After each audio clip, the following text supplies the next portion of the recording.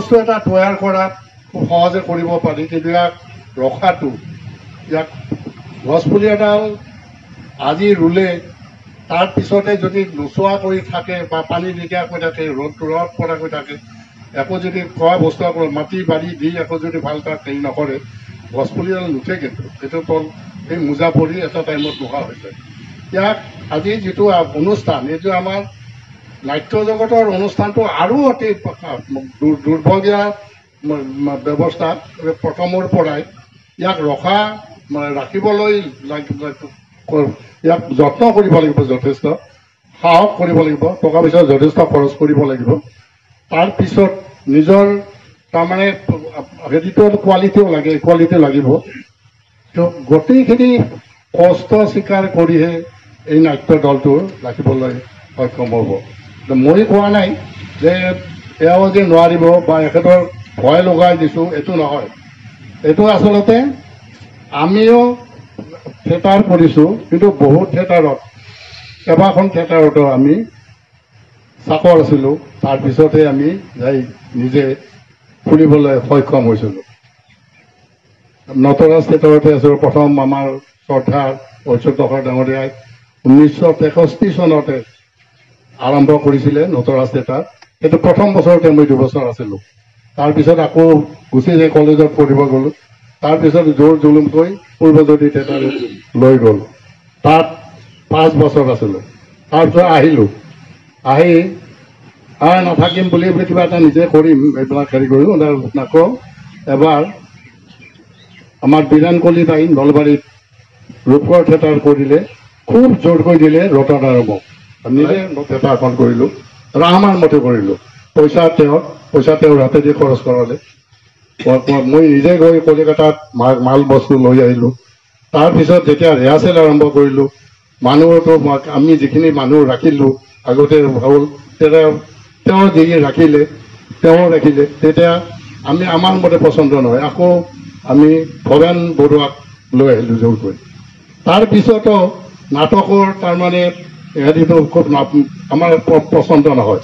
মই আকৌ কলিকতালৈ গ'লোঁ, 2খন নাটক কলিকতাৰ পৰা। তেতিয়া বেছিভাগ থিয়েটাৰে বা যাত্ৰাপাৰ্টিয়ে কলিকতাৰ নাটকৰ দিয়ে চলিছিল। তাৰ পৰা নাটক 2খন জুলুমকৈ আনি, এই কলংকিনী নায়িকা আৰু মল্লিকা, সেই 2খন নাটক আনি অসমীয়াত তৰ্জমা কৰি খুব সুন্দৰভাৱে আমাৰ ভৱেন বৰুৱা আৰু চন্দ্ৰ চৌধুৰীৰ লগ লাগি খুব ভালকৈ কৰিলে। একদম জাকত জিলিকা এখন থিয়েটাৰ হ'ল। এই থিয়েটাৰখন চলিলে, মই মোৰ কথাই অলপ কৈ দিলোঁ। এই থিয়েটাৰখন চলিলে হেৰিত, এই টংলাৰ ওচৰত ভেৰগাঁও। তাতে টংলাত চাব গৈছিলে আমাৰ হেৰিত হৰেণ লখৰ চেণ্ট্ৰেল বেংকৰ মেনেজাৰ। হৰেণ লখৰে তাত চেণ্ট্ৰেল বেংকৰ মেনেজাৰ আছিলে। তাত চাই পেলাই শেষ কৰাৰ পাছতে মল্লিকাক কলংকিনী নায়িকাখন চাইছিলে। চাই পেলাই হেৰিত আমাৰ ভিতৰলৈ গৈ পেলাই ক'লে যে কিবা সাংঘাতিক নাটক হ'ল, কিন্তু কেনেকৈ কৰিলে, কাৰ কৰিলে? ৰতনে ক'লে ই আৰু মই। তেতিয়া ক'লে বোলে ঠিক আছে বাৰু, ঠিক আছে, আপোনালোকে ৰাতিপুৱা আমাক চাহ খাব মাতিলে, আমি গ'লোঁ। ক'লে যে আপোনালোকে যদি এনেকৈ হেৰি কৰিব পাৰে, বেলেগত কিয় আছে এনেকৈ, নিজে নকৰিব থিয়েটাৰ। মই ক'লোঁ পইচা ক'ত, পইচা লাগিব নহয়। পইচা কিমান লাগিব? বোলে 1 লাখ টকাটো লাগিবই, এখন গাড়ী অন্তত লাগিব, এইটো বাকীখিনি আমি কৰিব পাৰিম। বোলে ঠিক আছে, মই গাড়ী এখনত 1 লাখ টকা লৈ যাওঁ। এই যে পালোঁ, আমি যে এক্সপেৰিমেণ্ট কৰি পেলাই বেলেগৰ পইচা দি এখন থিয়েটাৰ, ভাল থিয়েটাৰ কৰিব পাৰিলোঁ। তেনেকৈ কয় মানুহ এটা আগবাঢ়ি আহিল 1 লাখ টকা দিবলৈ, তাৰমানে ট্ৰাক এখন দিলে আমি বাকীখিনি কৰিব পাৰোঁ। তেওঁ তাক হেৰি দিলে, ভাল থিয়েটাৰ কৰিব লাগে।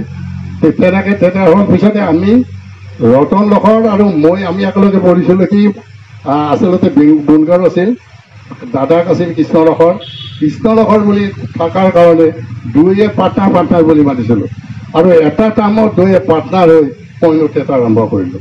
কহিনুৰ থিয়েটাৰ আৰম্ভ কৰিলে আমি আমাৰ মতে কৰিছোঁ, দুয়ে একদম হেৰি কৰি গোটেই অসমৰ মানুহ ঘূৰি পাকি আনি ইলাকাৱতী আৰু প্ৰশান্ত হাজৰিকাক আনিলোঁ। ভাল হ'ল, থিয়েটাৰ সুন্দৰ হ'ল।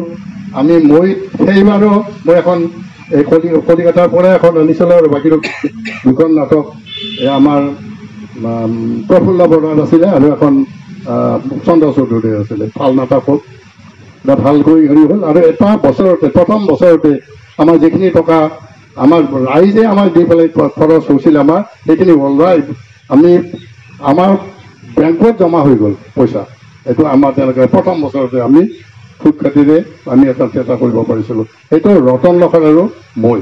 ৰতন লহকৰ ক্ষমতাত আছিল অকলে সি এনেকুৱা এখন থিয়েটাৰ কৰিব পাৰিব অকলে লগ লাগি, বা মোৰো ক্ষমতা নাছিল মই অকলে লগ লাগি অকলে একো লগ নোহোৱাকৈ কহিনুৰ থিয়েটাৰ কৰিব নোৱাৰিলোঁ হয়।